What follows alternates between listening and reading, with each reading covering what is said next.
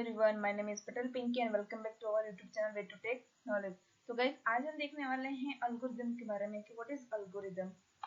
तो अल्गोरिदम जानने से पहले हम इतना जान लेते हैं कि अल्गोरिदम होता क्या है।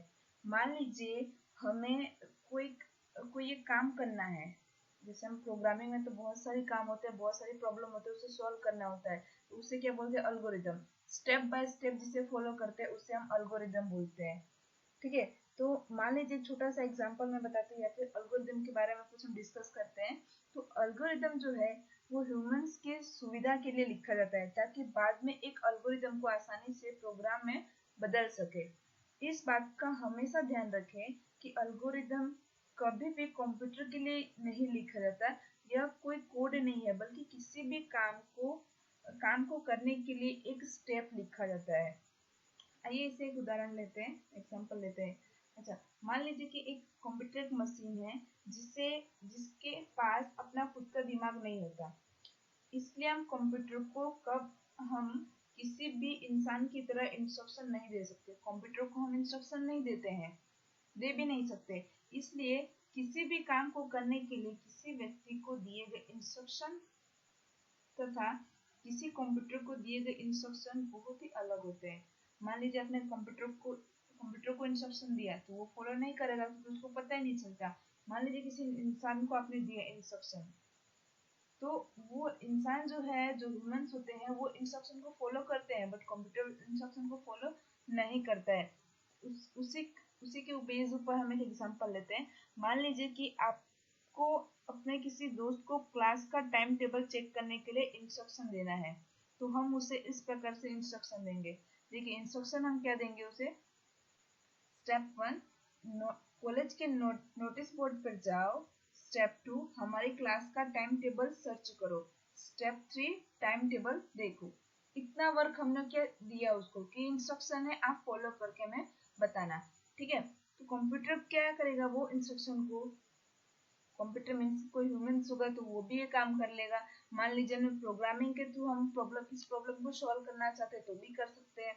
तो देखिए कंप्यूटर कैसे सॉल्व करेगा, मतलब कोई भी ह्यूमन इसको कैसे सॉल्व करेगा। स्टेप 1 कॉलेज के नोटिस बोर्ड पे जाओ।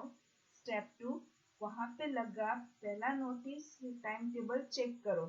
अगर वह टाइम टेबल हमारी क्लास का है तो आज की क्लासेस चेक करो कि कौन कौन सी क्लासेस है, मतलब कौन कौन से लेक्चर्स है। स्टेप 3 अगर वो टाइम टेबल हमारे क्लास का नहीं है तो दूसरा टाइम टेबल चेक करो। स्टेप 4 ऊपर दिए गए स्टेप 2 एंड 3 तब तक रिपीट करो जब तक कि हमारे क्लास का टाइम टेबल मिल नहीं जाता। स्टेप 2 क्या था हमारा? वहां पर लगा हुआ नोटिस या टाइम टेबल चेक करो और वह टाइम टेबल हमारी क्लास का है तो आज की क्लासेस चेक करो। देन स्टेप 3 था हमारा, अगर वह टाइम टेबल हमारे क्लास का नहीं है तो फिर से दूसरा चेक करो। ओके, स्टेप 5 पे आते हैं। टाइम टेबल मिलने पर हमारी क्लास में वापस आ जाओ। अगर उसने चेक कर लिया कि हमारे टाइम टेबल, हमारे लेक्चर कौन सा हमें पता चल गया तो वापस हमारी क्लास में आ जाओ। इसी तरह से होता है अल्गोरिदम की। मान लीजिए हमने वहाँ पे कोई भी हमें इंस्ट्रक्शन फॉलो करना है तो कर सकते हैं। यहाँ पे एग्जांपल लेते हैं। Write the algorithm to find the sum and product of given two numbers. तो टू नंबर्स का हमें यहाँ पे सॉल्यूशन लाना है, यहाँ पे एक एडिशन कराना है हमें। तो अल्गोरिदम में कैसे लिखेंगे? सबसे पहला स्टेप होता है स्टार्ट का। यहाँ पे सबसे पहले जो भी हम एल्गोरिदम लिखते हैं या फिर फ्लोचार्ट लिखते हैं तो सबसे पहले स्टार्ट होता है। कोई भी एक्टिविटी हम करते हैं तो सबसे पहले क्या होता है? स्टार्ट। अगर हमें कुछ करना है तो पहले हमें स्टार्ट करना होगा। विदाउट स्टार्ट डायरेक्ट बीच में से ही आप कुछ भी कर दोगे तो पता ही नहीं चलेगा ना। स्टार्ट किया, रीड ए एंड बी। हमें क्या करना है? टू सब्जेक्ट का find the sum of two. अब सम करना है तो दो चीजों की हमें जरूरत तो पड़ने वाली है, ए और बी। कोई भी नंबर्स, मान लीजिए a इज इक्वल टू 10 लिया, b इज इक्वल टू 20 लिया, तो उसे हम सम कराएंगे तभी तो हमें उसका रिजल्ट मिलेगा, डायरेक्ट हमें कुछ नहीं मिलता। देन सम को क्या करेंगे? Sum is equal to a plus b। तो हमने ये क्या कर दिया, हमारा जो यहाँ पे ये सम था तो उसे हमने सम कर दिया है। नेक्स्ट हमें प्रोडक्ट फाइंड करना है। मान लीजिए हमने यहाँ पे मल्टीप्लिकेशन यूज किया है तो प्रोडक्ट a मल्टीप्लिकेशन b, जो भी हमें आंसर होगा वो मिल जाएगा प्रोडक्ट के अंदर। मान लीजिए a की वैल्यू 10 है, b की वैल्यू 20 है, तो 10 इंटू 20 कितना होगा? 200। देन सम में था 10 प्लस 20 इज इक्वल टू 30। तो इस तरीके से हमें यहाँ पे आंसर मिल जाता है। तो अगर हमें जो यहाँ पे जो भी हमें रिजल्ट मिल रहा है, मतलब मान लीजिए प्रिंट का मिल गया, प्रिंट में हमें ये कॉल कराना है कि सम में कितनी आ रही है वैल्यू और प्रोडक्ट में कितनी आ रही है। तो a is equal to 20, b is equal to 20 is equal to 30, तो वो सम के अंदर आ जाएगा।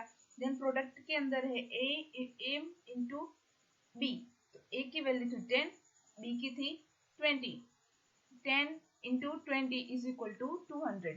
तो ये आंसर हमारा प्रिंट होके आ जाएगा। प्रिंट मीन्स के हमें दिखाना है वो वैल्यू, तो इसलिए हम वो क्या ला देते हैं प्रिंट में। देन जब ये सारी वैल्यू प्रिंट हो जाए, मान लीजिए हमारा ये प्रोसेस जो है फिनिश हो गया है, तो सिंपल सा हमें क्या लिख देना है, स्टॉप। एल्गोरिदम या फिर फ्लो चार्ट जो भी आप यूज कर रहे हैं, तो सबसे पहले उसमें आपको फर्स्ट में स्टार्ट लिखना है, देन लास्ट में जब आपका वर्क कंप्लीट हो जाए तो वहां पे आपको स्टॉप कर देना है। मान लीजिए ये था हमारा प्रॉब्लम, तो उसका सॉल्यूशन हमने एल्गोरिदम से ला दिया। तो ये था हमारा सेकंड एग्जांपल। पहले हमने एग्जांपल क्या लिया, टाइम टेबल वाला। सेकंड हमने लिया एडिशन वाला, कि हमें कोई वैल्यू को प्रिंट करना है, सम करना है, मल्टीप्लिकेशन करना है, तो हम इस तरीके से कर सकते हैं। थर्ड एग्जांपल लेते हैं। मान लीजिए दूध लाने के लिए आपने अपने दोस्त को इंस्ट्रक्शन दिया। इंस्ट्रक्शन आप कैसे दोगे, आप स्टेप 1 दुकान पर जाओ, स्टेप 2 दूध लेकर आओ। अब फॉलो कैसे करना है, मान लीजिए हमें उसको एल्गोरिदम थ्रू देखना है, तो वो भी हम देख सकते हैं। तो दूध लाने के लिए कंप्यूटर को दिए गए इंस्ट्रक्शन, तो हमने मान लीजिए कंप्यूटर को इंस्ट्रक्शन दिया है, तो वो क्या करेगा, स्टेप बाय स्टेप फॉलो करेगा। अगर हमने किसी ह्यूमंस को दिया है तो वो भी स्टेप बाय स्टेप फॉलो करेगा। डायरेक्ट वो दूध लेने तो नहीं जाएगा, डायरेक्ट दूध लेके तो नहीं आ जाएगा ना, पहले दुकान पे जाएगा, घर से निकलेगा, दुकान पे जाएगा, पैसा लेके जाएगा, उसके बाद ही आएगा। तो स्टार्ट करते हैं। स्टेप 1 दुकान पर जाओ। स्टेप 2 दूध के लिए पूछो, दुकानदार के पास दूध है तो दूध खरीद लो।